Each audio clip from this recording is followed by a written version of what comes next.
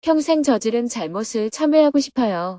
2023년 4월 17일 시리아 국경 인근 지진 피해 지역 답사. 안녕하세요. 스님은 새벽 3시 30분에 현지 활동가와 라마단 식단으로 아침 식사를 했습니다.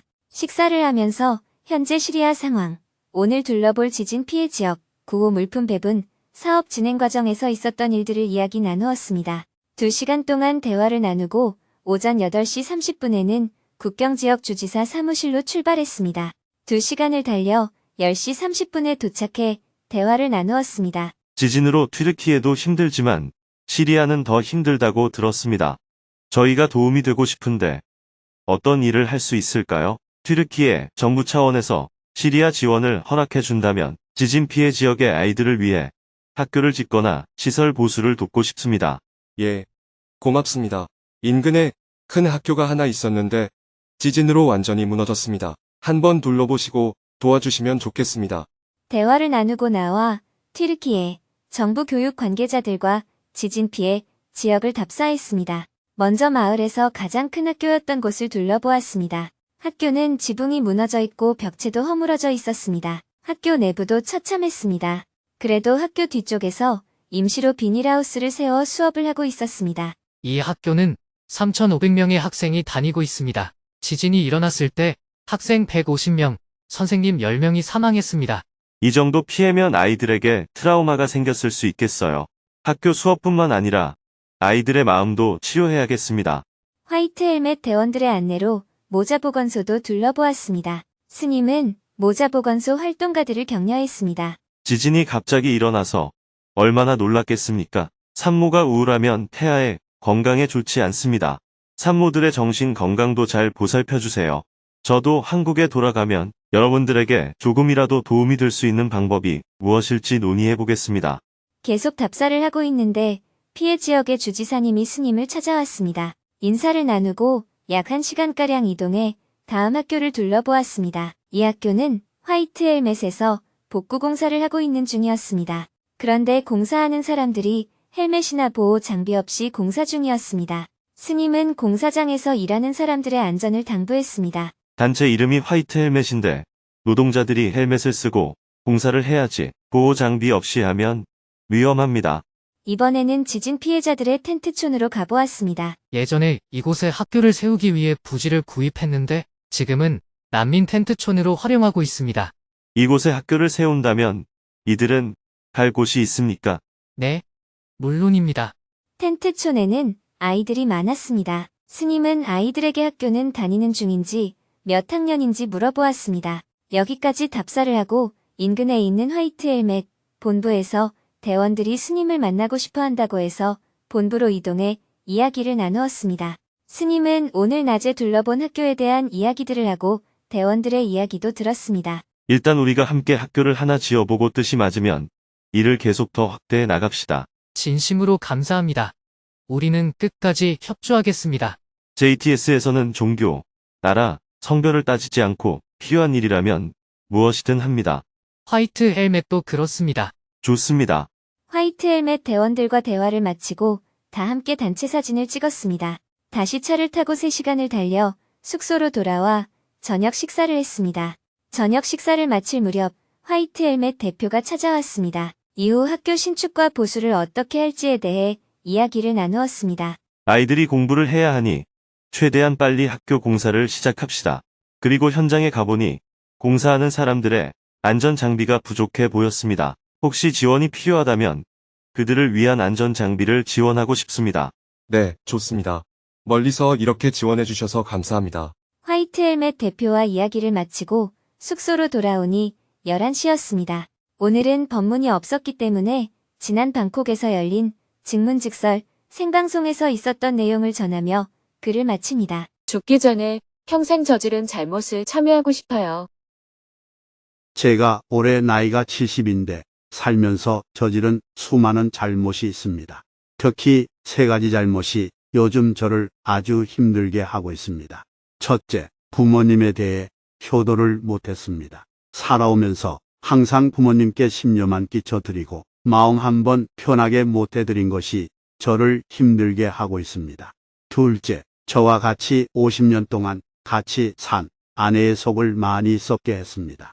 이제 와서 보니까 너무 미안합니다. 제 아내 정도나 되니까 저하고 이렇게 평생을 같이 살았지. 세상에 어떤 여자가 저 같은 사람을 데리고 살아줄 것인지 생각하면 정말 고맙습니다. 셋째, 아들이 둘 있는데 아비로서 올바른 길을 걸어가는 것을 보여주지 못했습니다. 그래도 다행인 것은 아이들이 사회적으로 모나지 않고 남한테 해를 끼치지 않고 살아줘서 정말 고맙습니다. 이렇게 잘못한 것, 미안한 것, 고마운 것 세 가지가 저를 짓누르고 있습니다. 얼마 지나지 않아서 세상을 떠나게 될 텐데 하루라도 깃털처럼 편안한 마음으로 있다가 가려면 어떻게 해야 하나요? 질문자는 자기가 잘못했다는 생각이 하나도 없네요. 그렇습니까? 자기가 정말 잘못했으면 그 과보를 기꺼이 받아야지. 입으로는 잘못을 많이 했다고 하면서 편안하게 아무 걱정 없이 살고 싶어 하잖아요. 잘못은 많이 해놓고 이제 와서 마음 편히 살 수 있는 방법을 묻는 그 심보가 나쁜 거예요. 범죄를 저지르면 국가가 나서서 벌을 주는 것처럼 저도 차라리 누가 벌을 주면 속이 편하겠는데 아무도 저를 벌해주지 않으니까 오히려 힘이 듭니다. 그러면 지금부터 죽을 때까지 더 괴로워하면서 살다가 죽으면 되잖아요. 괴로워하면 그게 벌이 되니까요. 그런데 지금 본인은 괴로움 없이 편안하게 살고 싶다고 하고 있거든요. 실제로는 벌을 안 받겠다고 하는 마음을 갖고 있는 겁니다. 입으로는 죄를 많이 지었다고 실컷 이야기를 해놓고는 막상 그 과보를 안 받는 방법이 없겠냐고 묻고 있는 거예요. 이렇게 묻는 것 자체가 자기 스스로 죄가 없다고 이야기를 하고 있는 것과 같다는 말입니다. 오히려 제가 이렇게 죄를 많이 지었으니까 죽을 때까지 많이 괴로워하다가 죽겠습니다. 이렇게 생각을 해야지요. 알겠습니다. 과보를 달게 받겠습니다. 죄를 지었으면 죄값을 받아야지. 죄는 지어놓고 깃털처럼 가볍게 살다가 죽는 길이 없겠냐고 묻는 건 그 자체가 모순이에요. 어떠한 고통이 오더라도 내 죄값을 기꺼이 받겠다는 마음을 내면 오히려 마음속 죄의식이 없어집니다. 내가 죄값을 기꺼이 받겠다는 마음을 내어야 이런 고민이 싹 사라져요. 기꺼이 받겠다는 마음을 내면 아내가 짜증을 내도 기꺼이 받게 되고, 아내가 밥을 하라고 하면 밥을 하게 되고, 아내가 설거지를 하라고 하면 설거지를 하게 되고, 아내가 빨리 들어오라고 하면 빨리 들어가게 되고, 이렇게 뭐든지 아내가 하자는 대로 하게 됩니다. 그런데 실제로 그런 행동은 하나도 안 하고 깃털처럼 가볍게 살 수 있는 방법이 없겠냐고 물으니까 그 심보가 별로 안 좋다는 겁니다. 네, 죄송합니다. 부모님은 이미 돌아가셨으니까 어떻게 할 수가 없고 아내는 저한테 많이 잘해줬는데 제가 미안한 일이 많습니다. 지금까지 잘못 살았으면 앞으로는 잘 살아야 될 거 아니에요? 네, 지금도 잘 살려고 노력을 많이 합니다. 노력을 할 필요가 없죠. 아내가 해준 밥을 먹은 게 미안하면 지금부터는 내가 밥을 많이 해주면 되고, 아내가 청소를 많이 한 게 미안하면 내가 청소를 많이 해주면 되고, 아내한테 짜증을 낸 게 미안하면 앞으로는 짜증을 안 내면 됩니다. 오히려 아내가 짜증을 내면 기꺼이 받아주면 되잖아요. 그렇게 하는 게 내가 지은 죄를 갚는 길이에요. 남한테 돈을 1,000만 원 빌렸으면 미안하다고 말하고 죽어버리는 게 나아요. 살아서 10만 원이라도 갚아주는 게 나아요. 살아서 조금이라도 갚는 게 낫습니다. 청소 같은 건 제가 해주는데 밥을 한다거나 설거지를 하는 것은 아내가 못하게 해요. 못하게 하면 안 하면 돼요. 아내의 말을 잘 듣는 게 아내의 은혜를 갚는 길이니까요.